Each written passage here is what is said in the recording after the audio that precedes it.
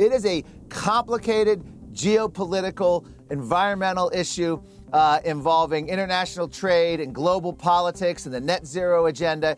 This is not easy to solve, but one thing is clear.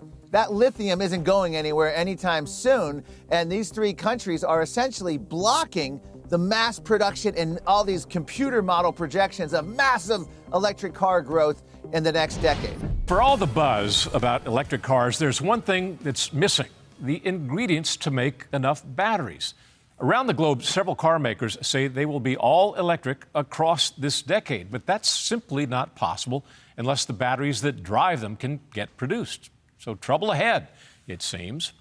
Marc Morano is the executive director of Climate Depot and the author of Green Fraud: Why the Green New Deal is Even Worse Than You Think. Marc, good to see you again.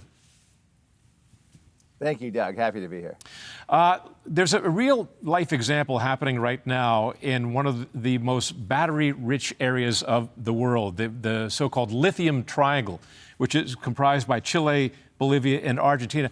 Alert our viewers to what's going on there and why this poses a threat to the future of electric car development. Well, what's happening here is you have a series of governments in these nations who are essentially refusing to provide the lithium needed to the global market to produce electric cars en masse.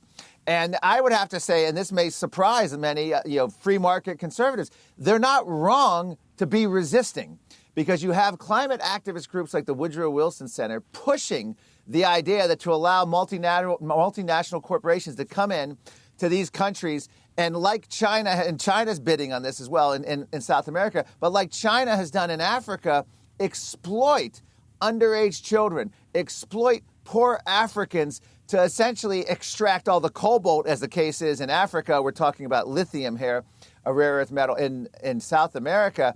But essentially, these governments, on one hand, have a legitimate stake in preventing this exploitation, if you will. I sound like Bernie Sanders. But on the other hand, these governments, with many of them left-wing dictators, are looking to nationalize the industries.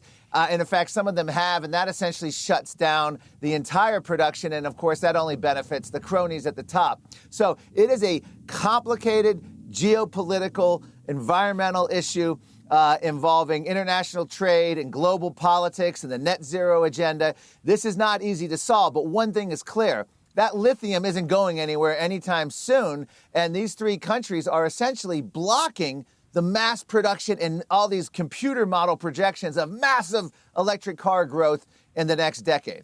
Mm-hmm. Africa is really an interesting case in point. I have a friend who lives in Kenya, has lived there a number of years, and saw how the Chinese government came into that country and many others in Africa in search of rare earth minerals, the kinds of things that go into building these electric car batteries, and promised all kinds of great things to African people, from cell phones, cell phone towers, super highways. They built up what had been, 19th century British roads into super highways. And at first, people thought these are really wonderful things, but China at the same time is imposing interest rates and financial leveraging of these governments, which imposes real hardship over the long term. And the ultimate point of this is that China has real power over these countries, and many of the local people are beginning to feel exploited by this. It's a bad situation.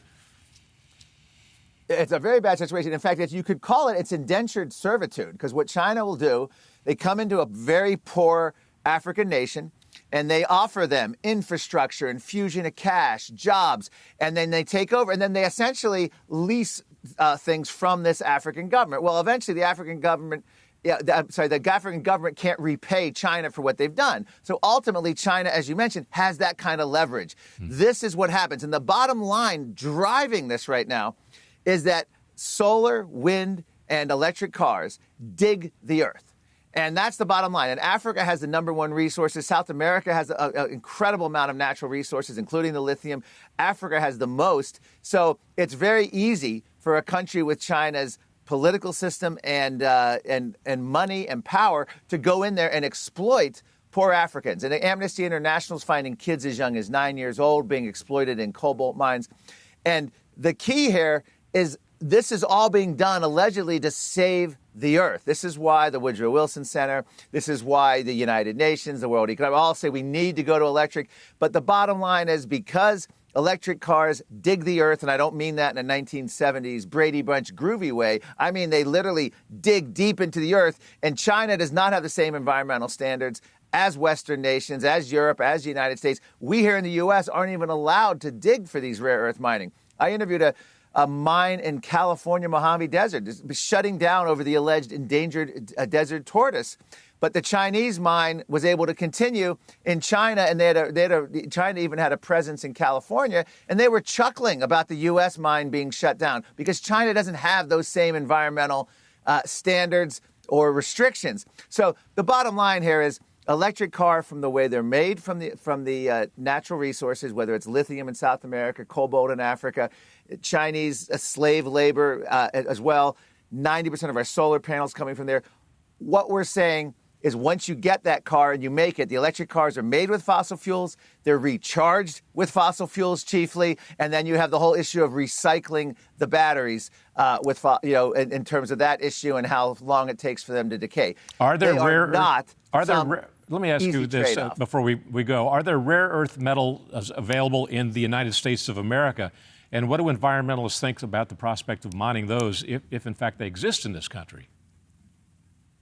Well, they do. We have lanthanide, and that was the mine I referred to in California. It was a Molycorp mine years ago, and they were shut down. They had 29 federal, state, and local agencies shut down because someone saw an endangered desert tortoise. It turns out the tortoise wasn't even endangered as a species in the American Southwest. It was regionally endangered, and this mine was near the edge of its natural habitat. So that's how they get you under an Endangered Species Act. But time after time, we're finding in the United States, we are not, even if it's a permitted and approved process by the federal government to mine any rare earth elements the United States contains, we're not allowed to do it practically because the lawsuits will follow, roadblocks by local governments, delays, cost effectiveness, swings in presidential administrations, executive orders. It just becomes a de facto not going to happen in the U.S., which is why it's all outsourced to China. The green agenda, and electric cars specifically, is a great boon to China, and it's a great boon to make the United States even more and more dependent upon China. So as we transition to electric cars, I'm foreseeing another decade or two, a real train wreck down the road. We'll see how it all plays out. Marc Morano, Climate Depot, thank you very much, sir. Thank you, Doug. Appreciate it. Hi, I'm Doug McKelway, and thank you for watching Centerpoint. We hope you enjoyed this video. Make sure you hit the subscribe button and tap the bell icon so you're notified every time a new video is posted.